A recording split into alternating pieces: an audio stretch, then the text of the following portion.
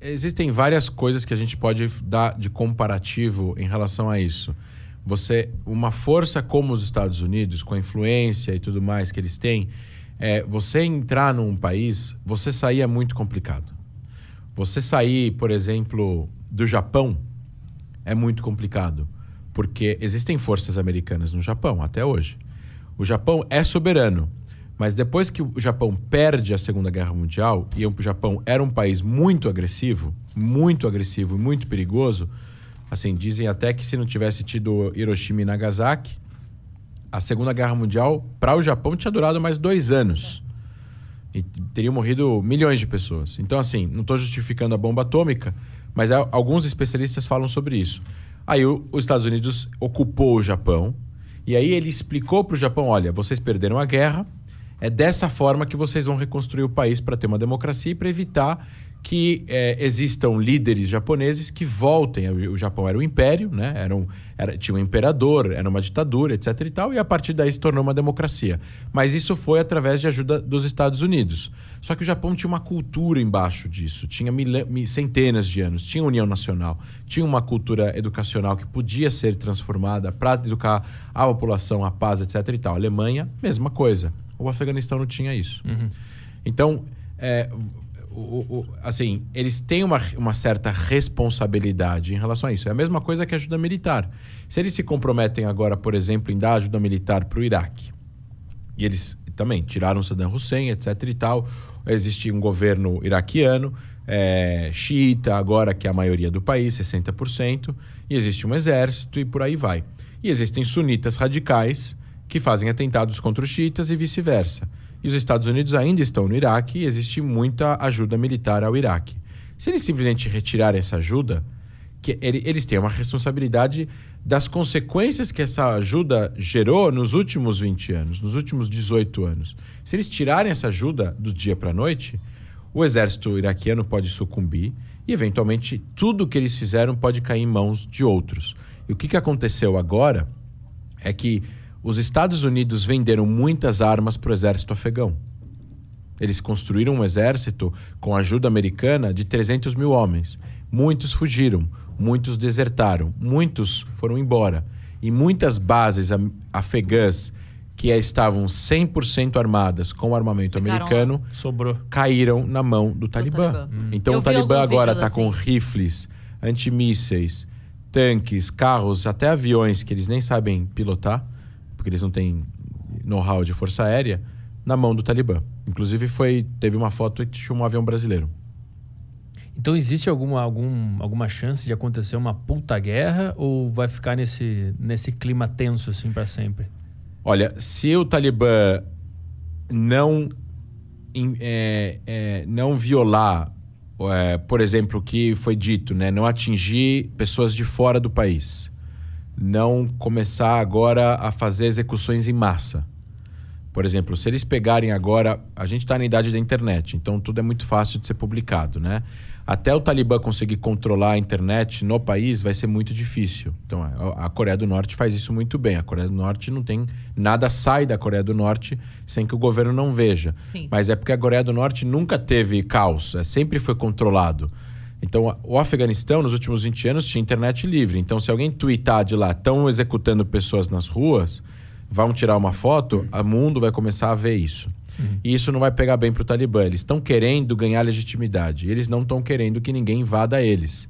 O Conselho de Segurança, o Conselho de Segurança da ONU, está olhando para o que está acontecendo. Então, diferentemente do que aconteceu no Irã em 79, que teve altas execuções por causa do golpe, que foi feito pelos ayatolás, eles eventualmente vão meio que se comportar um pouco mais agora. Se eles se comportarem em relação a não atingirem objetivos americanos, os Estados Unidos conseguirem tirar todo mundo que pertence ao corpo diplomático e militar do Afeganistão em segurança, inclusive pessoas que não podem ser descobertas, afegãos que colaboraram com a CIA, colaboraram com o governo afegão, jornalistas, eventualmente tem agora uma mulher prefeita que está morrendo de medo que ela vai ser presa pelo Talibã. O Talibã tem repetido nos últimos 2 dias que não está perseguindo ninguém, que vai dar anistia para todo mundo. Eu não sei o quanto isso é verdade, porque assim, eles podem falar X e fazer Z. O Hamas também falou que tem cessar-fogo e anteontem caiu um foguete em Israel.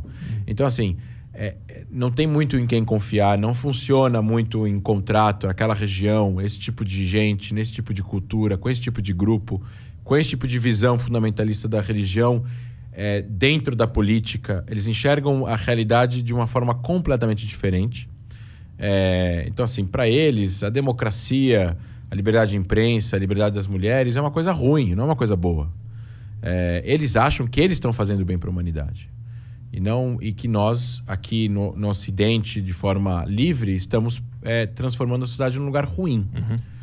E é isso que é o problema. Se eles começarem a violar os direitos humanos muito, de forma a chocar o mundo, eu acredito que possa haver alguma intervenção pontual. Mas existe algum outro ponto de conflito por trás de tudo isso? Ou é só uma briga entre democracia e não democracia? Por que eles querem ter poder desse local, por exemplo? É só uma expansão ideológica? É isso? E aí isso se remete à visão do que a gente chama de Radical Militant Islam, em inglês. Islã militante radical. Esse tipo de doutrina, conduta, é uma doutrina, uma conduta criada no que a gente poderia dizer no pós-pan-arabismo, que a gente chama de pan-islamismo, que é uma junção de uma visão, de visões religiosas radicalizadas que surgiram com a Irmandade Muçulmana no Egito e foram expandindo para o arabismo e outras vertentes, a própria Revolução Islâmica no Irã, o salafismo jihadista e por aí vai, que são o surgimento de grupos de pessoas que querem que o Islã conquiste territórios, conquiste pessoas para poder ter participação política nacional nesses países, para que gere o controle por eles dessas regiões, eles apliquem a lei islâmica ao pé da letra nessas regiões aos muçulmanos, que não necessariamente querem seguir a religião ao pé da letra, talvez não querem ficar só no tradicional. Não estou falando que eles querem ser laicos e não serem religiosos. É uma sociedade muito mais conservadora, mas eles não querem... Tem gente que não quer rezar 5 vezes por dia, quer rezar uma. Tem gente que não quer casar com 5 mulheres, quer casar com uma só. Enfim, várias implementações religiosas ao pé da letra que esses grupos gostariam de fazer. E acho que, em suma, a gente poderia resumir nisso. Essa ideologia do Islã militante radical, que faz parte da base da Al-Qaeda, do Hamas, do Hezbollah no Líbano, da Jihad Islâmica Palestina em Gaza, do Talibã, do Boko Haram, do Al-Shabaab, todos esses grupos que a gente ouve falar do Estado Islâmico, eles acreditam que o mundo está dividido em 2 blocos. O Dar el-Harb, em árabe, seria a Casa da Guerra, e Dar el-Islam, que seria a Casa da Paz. O Dar el-Islam são terras islâmicas. É onde o Islã um dia chegou a dominar através de um califado apenas. Um califado, um líder espiritual que vai reinar sobre todos. Que seria a continuação de Maomé, se a gente voltar 1.400, 1.500 anos atrás. Aí você tem a diferença de como esse califado seria formado. Os xiitas acreditavam que tinha que ser uma descendência familiar de Maomé, o genro dele no caso. Os sunitas acreditavam que tinha que ser uma eleição entre religiosos. Entre religiosos, uma pessoa eleita entre essas pessoas. Aí os que não acreditavam na linhagem familiar foram e mataram o genro de Maomé, e daí surgiu a diferença entre xiitas e sunitas. Essa ideia. A ideia era conquistar. A ideia da Al-Qaeda era essa, inicial.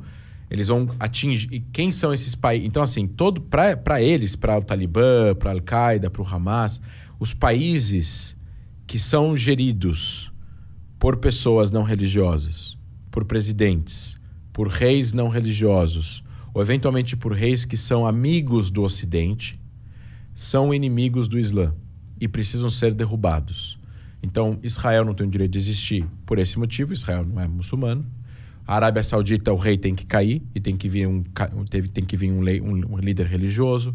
Ou, eventualmente, a Síria, o presidente sírio, Assad, o ditador sírio, para o Estado Islâmico. Por isso que o Estado Islâmico combatia o presidente sírio, porque a Síria não era um país religioso, era um país livre. O Egito, por isso que existem ataques de grupos terroristas jihadistas no Egito contra o exército egípcio, porque o Egito também é dominado por um governo mais ou menos funcional, amigo dos Estados Unidos, amigo da Europa, um país que funciona com as regras que nós conhecemos de fronteira, cidadania, direitos de voto, alguma coisa male funcional ocidental. Esses caras, eles têm interesse de que tudo isso fosse destruído e que uma coisa só surgisse como União Islâmica, através de um controle da religião, porque a religião ela tem as respostas políticas. Então não há separação qualquer de igreja e Estado. É uma junção total dos dois. A Constituição é a lei religiosa e assim por diante. Então, quem sustenta esses países? Quem são os amigos desses países? Os Estados Unidos e a Europa. Então, Bin Laden fez o atentado em 11 de setembro. Ele falou, se a gente convencer os americanos de sair do Oriente Médio e tirar esse apoio que eles dão para esses países, a gente vai conseguir fazer depois enfraquecer esses governos e, consequentemente, conquistar esses países. Então, ele vai e faz um atentado contra o inimigo longínquo, que é os Estados Unidos, para combater o inimigo próximo, que é esses governos. Foi um aviso para os Estados Unidos, sai daqui. Exato. Que eu quero esse território. Aí, o Estado Islâmico fez o contrário. Ele falou, não, vamos primeiro conquistar territórios, vamos fazer um califado, Estado Islâmico no Iraque e na Síria, ISIL, Islamic State in Iraq and Syria. E aí a gente vai... expandindo a partir daí. E depois lutar contra o inimigo longínquo. Essa é a ideia.